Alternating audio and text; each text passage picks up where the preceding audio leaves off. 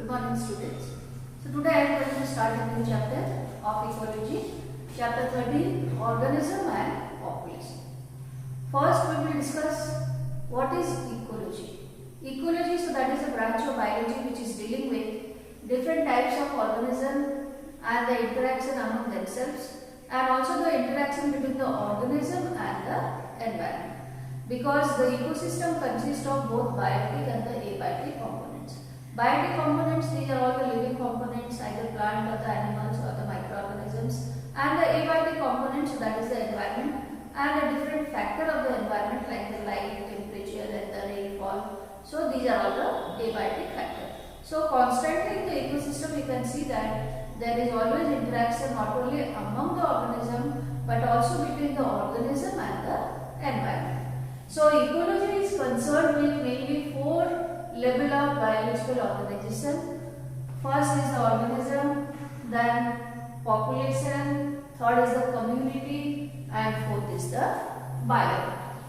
So the organism and the environment, whatever interaction that is taking place, so that is called physiological ecology, because different type of the organism, they are adapted to different type of climatic conditions. You know that suppose if you take the habitat, then in some place you can find out there is the moderate habitat is there, in some place you can find out there is the extreme habitat is there. For example, the desert is there, then the hot spring is there. So in all different type of the habitat you can see the living organisms. They are not only present in the favorable conditions but also in the unfavorable conditions also the organism, they are also present.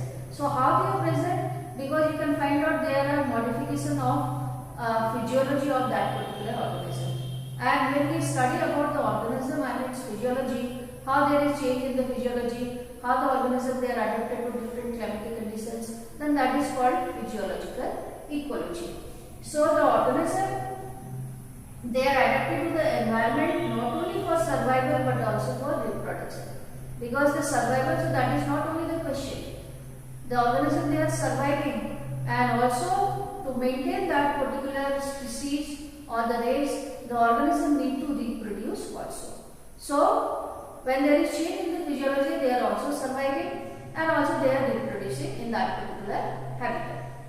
So how there is variation in the temperature? That is because of the rotation of the earth. By the rotation of the earth, when the earth, so that is tilting in its axis, then you can find out the temperature, so that is also variable. As we are moving away from the equator, you can see the temperature is gradually decreasing towards the pole, and also the temperature variations, so that is responsible to form different type of the seasons. Okay. So in the biome we can find out there are different type of the biome, for example desert and the rainforest, or the evergreen forest, or the hot spring. So these different type of the biome formation is taking place because there is variation in the temperature and also there is variation in the precipitation. So precipitation means not only the rain but also snow is also a part of precipitation. Regional and local variation in temperature and the precipitation, so that results in the formation of different type of biomes. So there is one figure is given in NCERT book, figure 13.1. You have to remember the labeling which is given, because in board exams you get the diagram will be given and it will be written ABCD, then you have to label the what kind of biome is there. So the different type of the biome, these can be either desert or grassland or tropical forest or the temperate forest, coniferous forest, Arctic tundra or alpine tundra. And in the different biome we can find out different type of organisms are there. For example, if you go to plain, then in the plain you can see the plant and the animals, they are different. If you go to the mountain top, then there you can find out the plant and the animals, they are different. So depending on the different type of the biome, different type of the plant and the animals, they are available in different areas on the earth. And in the abiotic factor, there are four factors are given in the book. One is the temperature, water, light and the soil. Because as I told you, the biotic organism, they directly or the indirectly, they are depending on the abiotic factors. And there is always interaction between the biotic and the abiotic factor. Living organism, they cannot survive without abiotic factor. For example, if there will be no water, then living organism they cannot cannot survive. If there is no light, plants they cannot survive. If there is no soil, then there will be no habitat for living organisms. So all the living organisms, all the biotic factors, they are dependent on the abiotic factor. And also the abiotic factor for their cycling, indirectly they are depending on the living organisms. So the first factor we will discuss, so that is temperature. Temperature is one of the most important abiotic factor. And temperature decreases as we are moving from equator. Because the equator, so that is a line that passes in the middle of the earth. And as we are moving away from the equator towards the pole, then gradually you can see the temperature also decreases. There is more high temperature near the equator. All the habitat, all the areas, all the biome which are near the equator, you can see there is a high temperature is there. And as we are moving towards the pole, north and the south pole, then gradually you can see there is less temperature, even in the minus. That temperature, the normal temperature that ranges from sub-zero to more than 50 degrees centigrade. Like for example, you take human beings. What is the normal temperature? The normal temperature that is 38 degrees centigrade. So maximum you can see the range that varies from sub-zero to around 50 degree or more than 50 degrees centigrade. Besides the normal range of temperature, you can also find out there are many places where the temperature is around 100 degrees centigrade. Like for example, in the sea also you can find out there are the hydrothermal vent are there, or the hot springs are there where the temperature is 100 degrees centigrade. So in this temperature also living organism, many of the bacteria they are able to survive. Okay. So what is the role of the temperature on the body of the living organism? It is affecting kinetics of enzyme and the metabolism. You know that all the physiological activities which are going on inside the living body, altogether we call it as metabolism. And for metabolism there is requirement of different type of enzymes. So what is the optimum range within which the enzymes they can work? So that is around 40 degrees centigrade, 30 to 40 degrees centigrade. So the temperature they are having their effect on enzymes. Now if the temperature will be more or the less, then the enzymes they cannot work and the normal physiological activities of the metabolism will not be operate in the living body. So mainly they are affecting the enzymes and the metabolism. So depending the range of temperature, the organism they are able to survive. We are classifying organisms into two types. One is the euthermal, another is stenothermal. So euthermal are the organisms which can tolerate a wide range of temperature.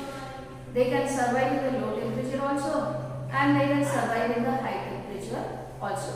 Like for example, suppose some of the migratory fish, they can survive in a wide range of temperature. They can survive in the more than 50 degrees, 60, 70 degrees centigrade temperature also, and they can survive in the normal temperature also.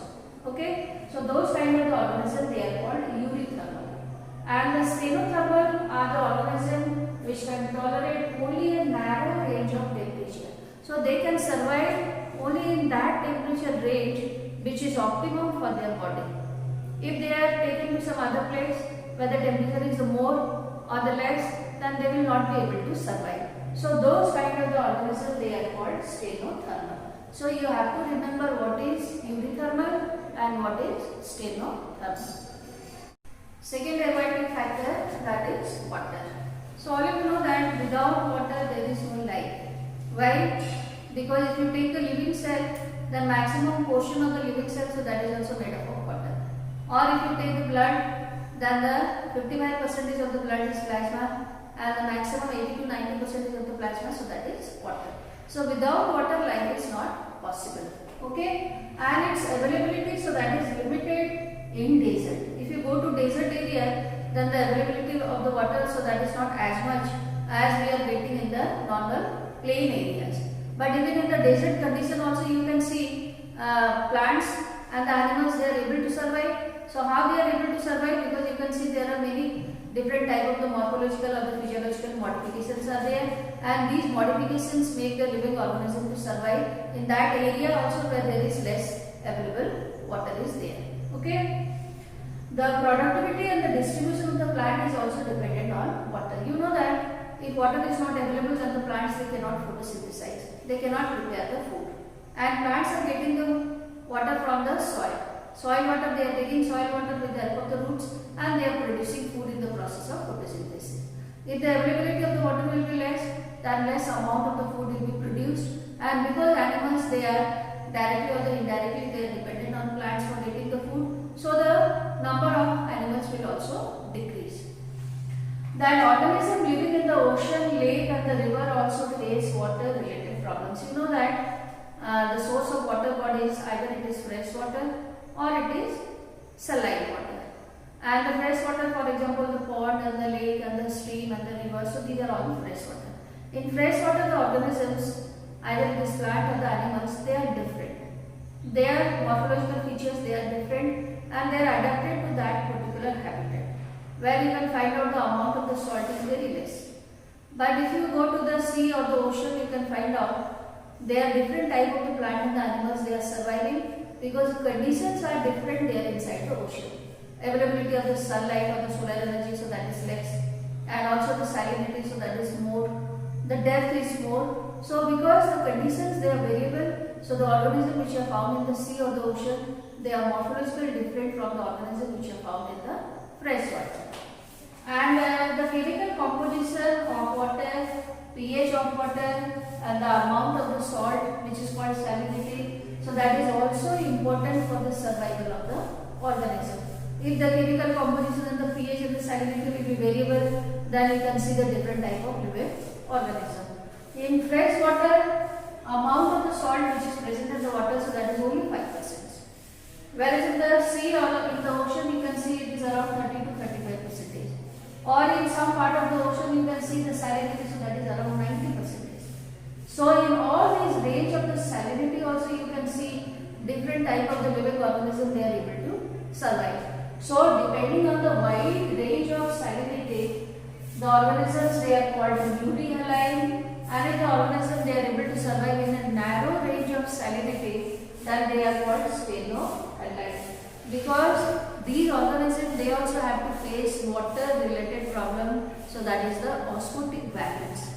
Because there should be a balance between the inside of the body of the living organism and the outside the surrounding. If the balance is not maintained, then the water from the body either will go outside or the water from the outside will enter into the body. In both the cases, problems will be there. So the freshwater fish cannot survive in the sea or the ocean where salinity is the more, and the fish which is available in the sea or the ocean having the more salinity, they cannot survive in freshwater bodies because of osmotic problems.